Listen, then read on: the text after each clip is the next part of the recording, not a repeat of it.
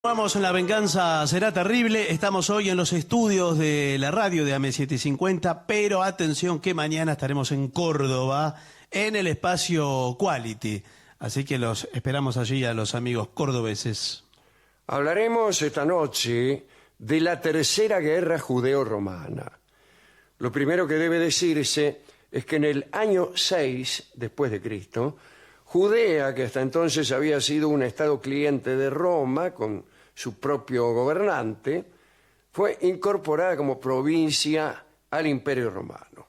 Pasó a ser regida por un procurador responsable del mantenimiento de la paz y de la recaudación de los impuestos.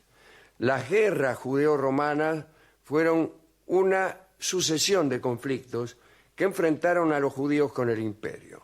Fueron tres. La primera sucedió entre el 66 y el 73. Terminó cuando las legiones romanas comandadas por Tito, allá en el año 70, asediaron y destruyeron Jerusalén, donde saquearon e incendiaron el templo y demolieron las principales fortalezas judías, entre ellas Masada, y esclavizaron o masacraron a gran parte de la población. La segunda fue en tiempos de Trajano, allá entre el 115 y el 117, y la tercera, de la que diremos algo hoy, fue entre el 132 y el 135, época de Adriano. Se la conoce a esta última como la rebelión de Bar Cosibá, y ya veremos por qué. Después de la primera guerra judeo-romana, allá en los años 66 al 73, las autoridades romanas tomaron medidas para aplastar todo nuevo intento de rebelión en Judea. Se modificó la situación política y en lugar de un prefecto se nombró un gobernador de rango pretorio, y en las ruinas de Jerusalén, efectivamente, como se había vaticinado, no había quedado piedra sobre piedra. Digo, sobre aquellas ruinas se estableció la sede de una legión romana completa, la Legio Décima Fretensis. La dirección política y religiosa del pueblo judío quedó en manos del Sanedrín, con sede inicial en Yabné, y fue cambiando de ciudad por razones de seguridad. La tercera rebelión se atribuye a varios asuntos. Dion Casio dice que fue por la decisión de Adriano de fundar en el mismo lugar de Jerusalén una ciudad romana llamada Aelia Capitolina. Por otro lado, las fuentes judías, si bien reconocen como cierta esta resolución, asignaron mayor prioridad a los decretos dictados por Adriano.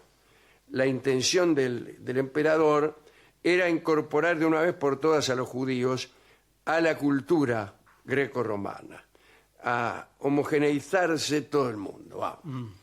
Entonces, prohibió el Brit Milá, que es nada menos que la circuncisión.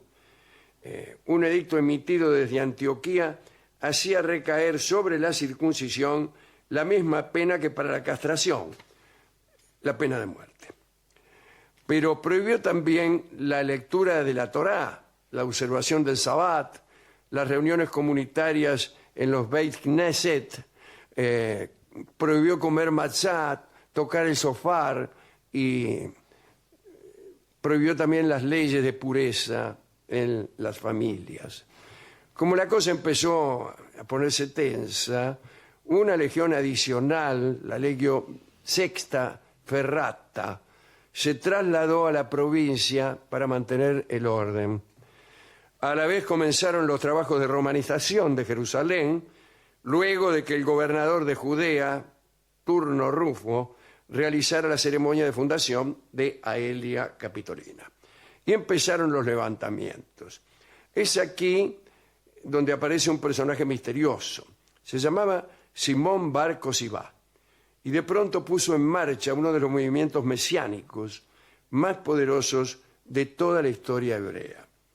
Una autoridad religiosa, el Taná Rabí Akiva, asoció la presencia de Simón Bar Cosibá con el versículo número 24, 17, en el que se leo este versículo. Sí. Descenderá una estrella de Jacob. Y como Bar Cosibá significa hijo de la estrella en arameo, se consideró que este Bar Cosibá era una especie de Mesías. En realidad vamos a decir que le ofreció legitimidad y poder a un señor que gozaba de un carisma excepcional y tenía una fuerza poco común. Se cuenta que era capaz de interceptar los proyectiles lanzados por las catapultas y devolverlos directamente al emisor. Simón Bar Cosibá se transformó en un guerrero terrible, seguido por miles de hombres deseosos de expulsar a los romanos de Jerusalén. Adriano, el emperador, comenzó a preocuparse seriamente ante la posibilidad de que los disturbios se propagaran por otras partes del imperio. Fue en el año 132 que el ungido Bar Cosibá se propuso reconquistar Jerusalén y reconstruir el templo de la ciudad.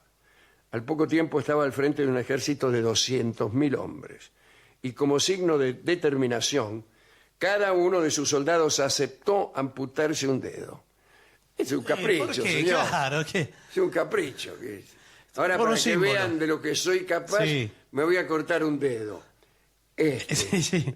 Bueno. Mire si nos vamos a empezar a cortar, a mutilar. Sí, para demostrar... Sobre pretexto de demostraciones de lealtad. Bueno, es de- que casi siempre uno se corta un dedo para demostrar lealtad. Tal ocurre con los acusa. Qué raro que no se usa como prueba de amor, ¿no? Y estaríamos... en Amor problema- mío, ahora para demostrarte... O sea, la mina le pregunta, ¿me querés? Sí. Y el tipo oye la pregunta y dice, que si te quiero. Sí, Ahora mismo me voy a cortar un dedo.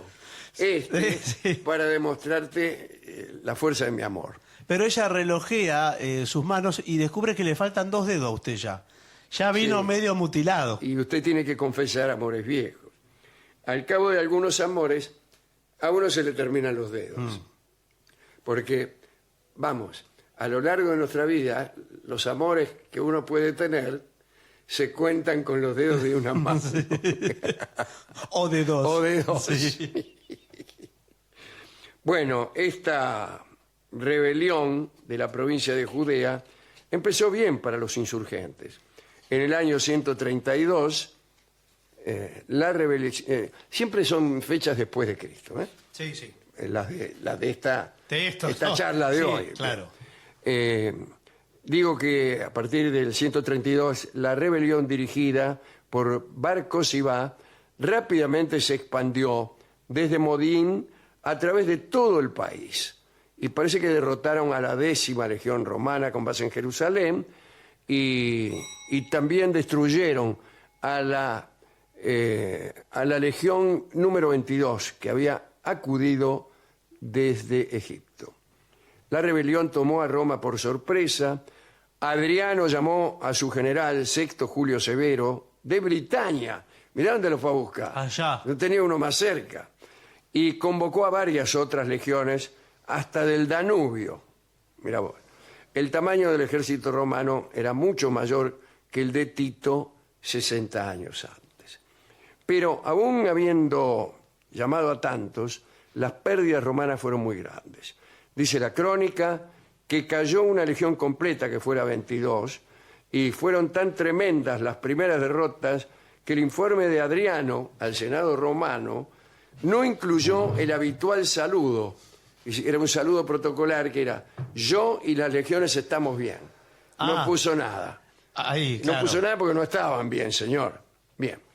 El experimentado ejército romano tuvo serias dificultades para someter a los de Judea. Los soldados romanos estaban acostumbrados a combatir en campo abierto, situación que Simón no estaba dispuesto a facilitar.